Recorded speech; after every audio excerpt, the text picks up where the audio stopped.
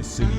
What's going on, St. Louis City fans? My name is Riley, and welcome to Soul of the City. Today is May the 6th? 7th. Today's the 7th. I was pretty close. The game was on the 6th. The game was on the 6th. What'd you do last night?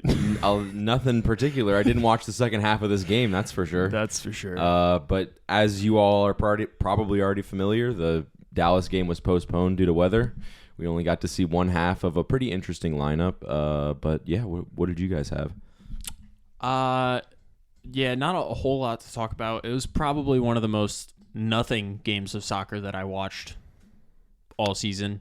There was just really nothing going on. They came out with that fuel, that fire, that desire with the new lineup to like get after it, and just like couldn't really make anything happen. But neither could Dallas. So yeah. It looked like a sparky lineup, but then watching the game, man, if I had some pigs, I'd feed it to the pigs because it was some slop. The whole game was some slop, bro. The ball was up in the air. Nobody had possession. Both teams just booting it back and forth to each other. No thoughts, just vibes. Everyone was just out there. Yeah. I mean, we were high pressing hard and making it kind of ugly, which I guess was probably the game plan because they were playing a low block. Yeah, and we had some good midfield interceptions and some good midfield play to break up any kind of Dallas chances, but yeah, it just was not an exciting. It was pretty MLS. It was a whole lot of nothing, man. Yeah, which I guess was the game plan. Let me ask you guys: do you think if that game goes 90, do you think we etch out a win there? I think we might. I think it's just as likely that it ends 0-0 as it does 1-0, but I don't see more than like one goal getting scored in that game. Yeah. It was somebody who's going to win 1-0 or it was going to end 0-0. Yeah. So I think we looked more likely to do it. We were creating more chances. They weren't as good as Dallas. They actually out XG'd us on chances with 0.5 at the end of, regulation after it got postponed. We had 9 total shots, though. Yeah, but we only had 0.4 XG on that, so we weren't getting the better chances. Yeah. But we were creating more, which is a good sign. You want to be at like 20 shots a game to be like a good team, I feel like. Mm-hmm. Yeah, I thought there could have been a little bit. I thought there could be even more shooting in that first half, truthfully. I think some players looked hesitant from time to want to pull the trigger. There was a moment late in the first half where we had a good spell of possession, and we were just in their box, it felt like, with the ball and passing it around, and they were just so condensed in front of goal. Nobody really had a clear look at goal, but it's just frustrating to watch that, where you're in the driver's seat and nobody can actually get a good shot off. So, and there was a lot of low block taking place from Dallas too. There were moments where you see like one or two white shirts, and then like 8 behind the ball, basically all the way in their defensive third, and so they were looking to secure 0-0 if they could. Yeah, it was definitely an interesting lineup. We can talk about that a little bit. We saw Gio start up top with Celio next to him to maybe have kind of the Klaus dynamic of Gio being the target man, and then Celio giving something different that Gio doesn't really give when Klaus is in the lineup, of like running off the back of defenders. But every time that I saw Gio looking for the ball, it was usually Nerwinski who ended up just playing it either behind him or into his feet, which is just not what he wants. He wants the ball like out into space so that he can like run onto it and keep going. So there's definitely some hiccups in terms of like tactical flexibility and performance of whatever Carnell was trying to cook up. And it just goes back to Carnell. Like, this is what the 8th or 9th lineup that we've seen this season. It's not the easiest thing to like change the lineup every single week and know what everybody wants to do and how the role is going to change. Yeah, I think we're just experimenting. Also, it's out of necessity because Klaus being out, Blom. Good to see Blom on the bench. That's going to come in handy when we go through these. We might as well go through these rain-out rules right now. Yeah. I mean, from what MLS has here, let's see. Once you start the match, everybody who's on the match day roster has to come back. Which basically. The match day roster is the starting 11, which you guys can go check out, but the bench was Aziel Jackson, Blom, Pedro, Stroud, Jensen, Watts, Yarrow, and Hebert. Yeah, so when the game resumes, it'll resume right where it stopped, which was in the 51st minute. And you just have to any changes you want to make to the lineup, they count as substitutions. So it's going to be a weird like sprint finish for this game. Never seen just like a soccer match totally disjointed and for like a league game. And you never see it in Europe. Yeah. And I was like, do they not have thunderstorms in Europe? What's up with that? They get rain like in England, but like, I guess it's not thunder, as bad as we get it. Weird. But it's going to be good though. Whenever we do play this makeup game at some point, I don't believe they've released when that's happening.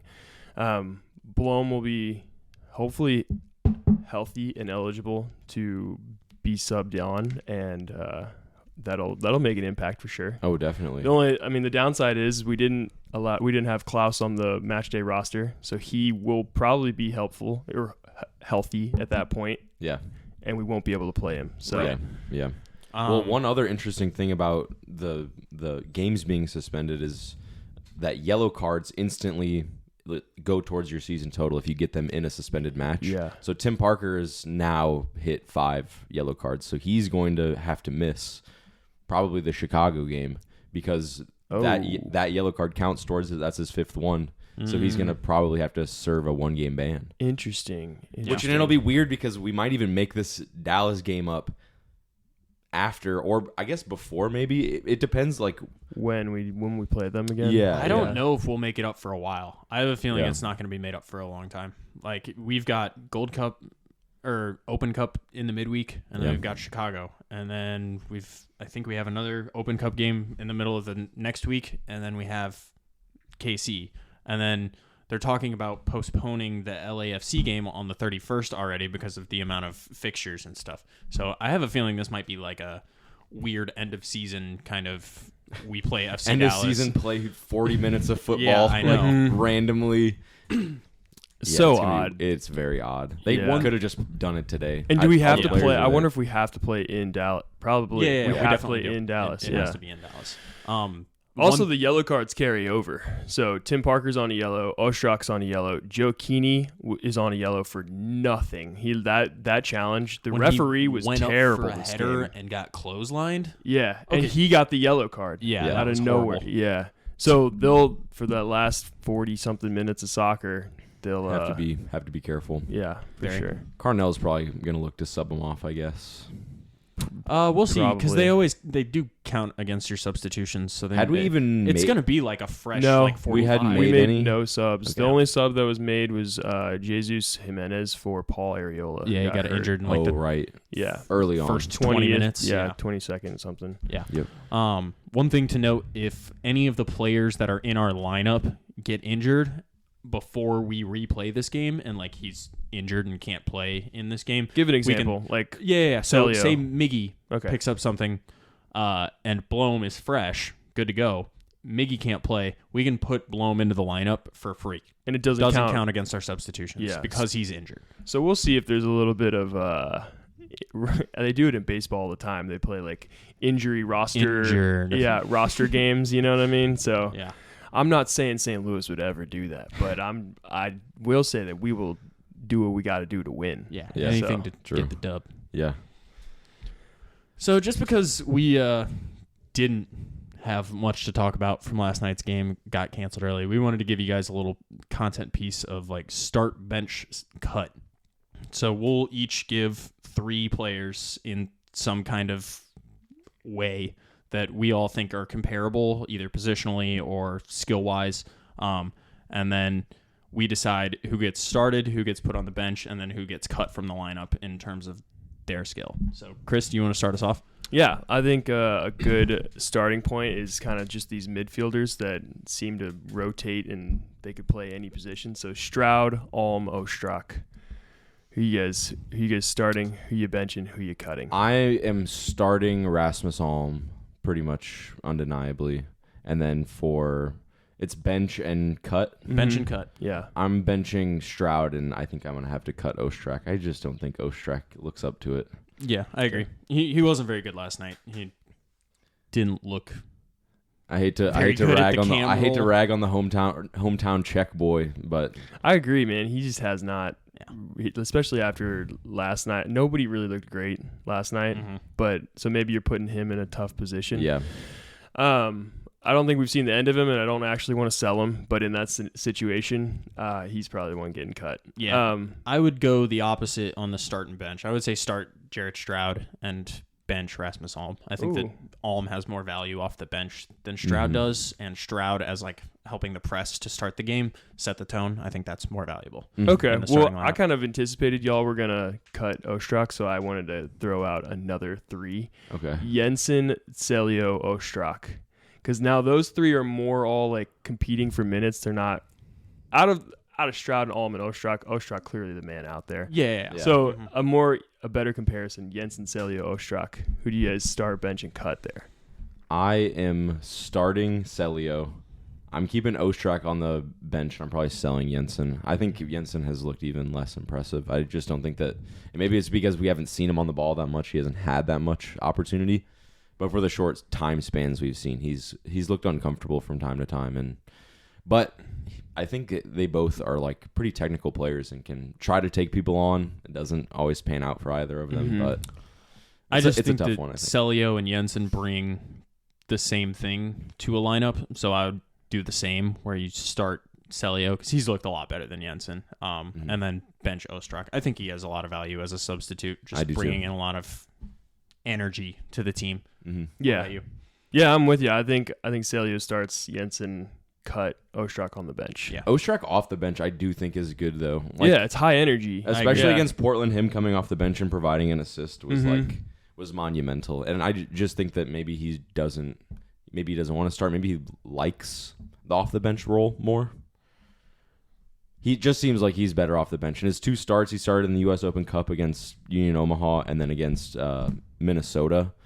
And both of the starts just were so unimpressive. But then he comes on as a substitute and looks dangerous. Yeah, he contributes to the Celio goal in the game last week against Portland. I like that Ostrak makes vertical runs. I agree. And I don't know why, but the rest of our team doesn't seem to do it, or they're just not timing it up with our wingbacks who are supposed to play that ball through. But there were times last night where like Gio or Celio would try to make a forward vertical run, and then the wingback would be just like not playing the ball in, or they're sitting at their feet, and that is just infuriating. So yeah. Who do you guys have as your start bench cut? I wanted to take a different approach, actually, and I wanted to base it off of our most paid players. Okay, I like that. So I want to do Klaus, Berkey, and Leuven as my 3. That's a rough one. Yeah. In reality, can't get rid of any of them, but yeah, I like I like the mental exercise. It's tough, yeah.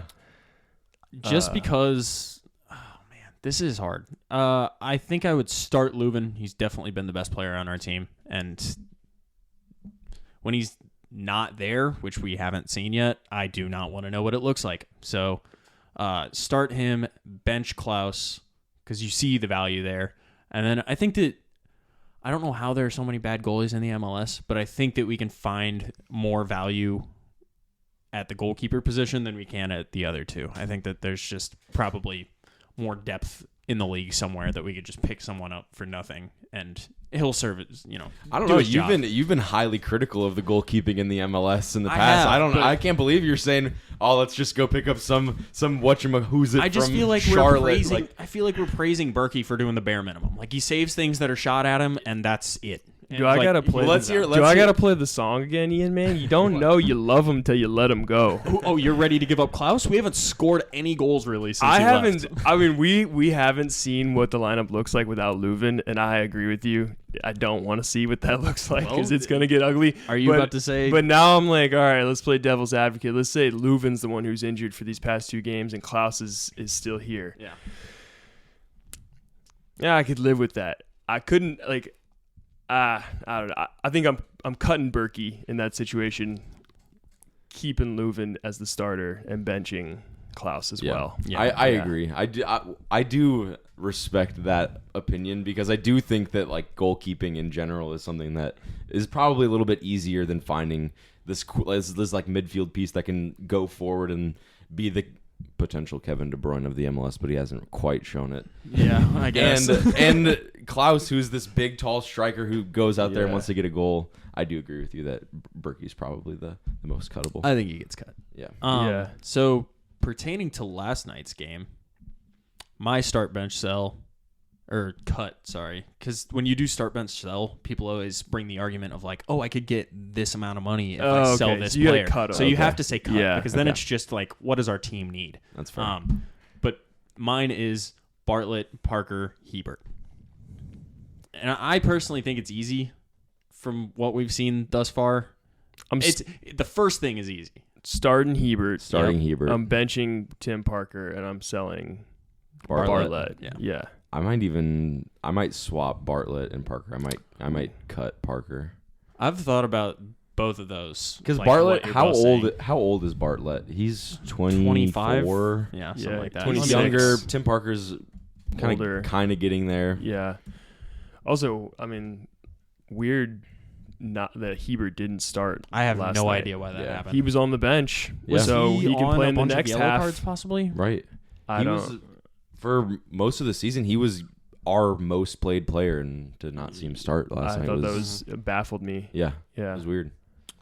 Let me look up his yellow card record because I feel like that might have something to do with it. But Bartlett is 25, so you have the youth there, and I feel like they're pretty much the same player. Like we had the little Donkey and Diddy Kong thing with Parker Yeah. and Yeah, Bartlett. yeah. And do I want the like elder statesman with the experience of being in the MLS for a long time who like last night he made just an awful challenge and got a yellow card in the first half No where reason. he's just like Nelson was for sure going to be Yep. first to the ball that the guy had booted past Parker and he just like runs directly into him and like Just threw his two-foots him foot out. through him. Yeah, he just kicked him. I don't know. Parker does that from time to time. Blatant yellow. I think they both do it. I mean, Hebert does it too. He got like that horrible penalty against. I don't Minnesota, mind but seeing it whenever it's like a tactical yellow, but then like make it tactical. that Right? wasn't tactical. Yeah, we were it going to was get the just ball. kinda Don't go dumb. clobber somebody for no reason. Yeah, I mean, I think he loses his spot. I think Tim Parker loses his spot to Joachim Nielsen as soon as Yeah. he comes Yeah, back. as Hebert soon as and he comes Nielsen. Yeah. How tall is Nielsen? Let's look him up. 6'2", I think. That's a good question. I think he's Yeah. 6'2". Because I'm just trying to think of, because those are our sizable. They're both our sizable center backs. So I Oh, want to yeah. make sure that we're bringing size into I mean, the back Bartlett line. is 6'3". Yeah. I think Tim Parker's like 6'1", 6'2". Let me get. That He's boy. 6 foot. Joachim Nielsen's 6 foot. 6 foot. Yeah. Okay. Well, partnered with Hebert, who is also 6 foot. That's some pretty good size. Yeah, it's decent. Joachim Nielsen also 29. So Yeah. Yeah. So I feel like you're losing nothing with Parker if you bench him or cut him. I guess. minus in like this the little locker room leadership, right? But Yeah. if It depends how much you value that. I value it pretty high, I but do Yeah. value it as well. I just feel like Nielsen would probably be able to bring the same level of experience. So yeah. I'm not that worried about it. Yeah, it's one of those like, what's the role? What's everybody's role in the clubhouse once he comes back? Right. Like, Mhm. does the dynamic change if he starts starting? Probably. Yeah. Does Tim Parker remain the like? I hope it does. Co-captain. Because right now we just kind of look lost in We're so- both ends of the pitch. We're so negative right now because we're like in a weird run of form, but it just needs to be reminded. Klaus coming back. Yeah. Blom was on the bench last night, Yeah. so we're. Blom's been out forever. Like, but he's he's coming back. on the way back. So like it's Yeah. it's trending in the right direction. I'm optimistic for sure. I'm yeah, we got excited to- Chicago this I'm excited Sunday. to play. We're going to Chicago. Yeah, we we're are. we're gonna be there at that game. So that's gonna be first away game for us to go see. And I expect City fans to outnumber Chicago fans out there. There was a comical video. Oh my god, they were like, it was the Chicago fans, and there was like all 15 of them that were like hyping it up. They're like, "Yo, don't." What did they even say? what was that? The fanbulance? I don't what that think it was? was them. Oh, okay. And It I did, know like, that the Chicago Fire ended up it turned into actually what I thought was a decently tailored piece of content where they've got one, true-blooded Chicagoan. He's like, St. Louis, we're going to serve you up Chicago style. Just real Chicago-esque. it just I thought didn't it was hit, a good. It didn't hit that hard because there's only like 10 people. Yeah. There should I wish there were more people. They don't have the fans. I did see on Twitter the all-time attendance for the Chicago Fire is like 6,500,000, and they did like a graph, and like they put a Chicago skyscraper and then the arch in size comparison between our like. So far, I think it's been 200,000 for us. Oh, okay. Because they are been around since the beginning. They're a historic club. They've been around a long time. They don't like the new blood coming in and talking smack and disrespecting their club that's starting to fall apart. I mean, they're going through it right now. I think they signed Jordan Shaqiri and $8 million man. Yeah, and apparently he has been just riding the bench, walking around, like not really interested in playing. So hopefully he can start showing some good form for them, but not until we go there and beat them. Dude, he really embodies the retirement home league in the MLS. Which is so unfortunate. Like, at least treat it with some type of respect. He's just collecting a pension and living in the good life in America here. Dude, if you're going to do that, just go do what Ronaldo did. Collect more money in Saudi Arabia. Yeah. They got more of it. Yeah. Yeah. Whatever happened to, I feel like I don't hear about players moving to the Chinese league anymore. That used to be like the big one where it was like the cash grab league. Yeah, like Oscar went out there. Dude, you had Yannick Carrasco. Hulk. Yeah. All of them just getting really big money moves out there. Yeah. So, I don't see him anymore. It's interesting. Nope. It's moving to the Saudi league. Saudi league's turning it up. Mm-hmm. Yep. All right. That's about all I have. Yeah, I mean, hopefully we have a sprint finish and we end up getting we figure some things out and we beat Dallas whenever they end up playing that game again. So it'll be an interesting dynamic. It's like starting a new game, but you only got 38 minutes to finish it. So everyone's going to be fresh. It'll be sprint, not a marathon in this situation. Definitely. Yeah. All right. Thanks for tapping in. We'll catch you next time. Peace out, guys. Peace. Thank you for watching this episode of Soul of the City, brought to you by First Touch Media and Anchor FM. Make sure to check us out on YouTube at First Touch Media, and all of our socials are at First Touch 314. Thank you for watching.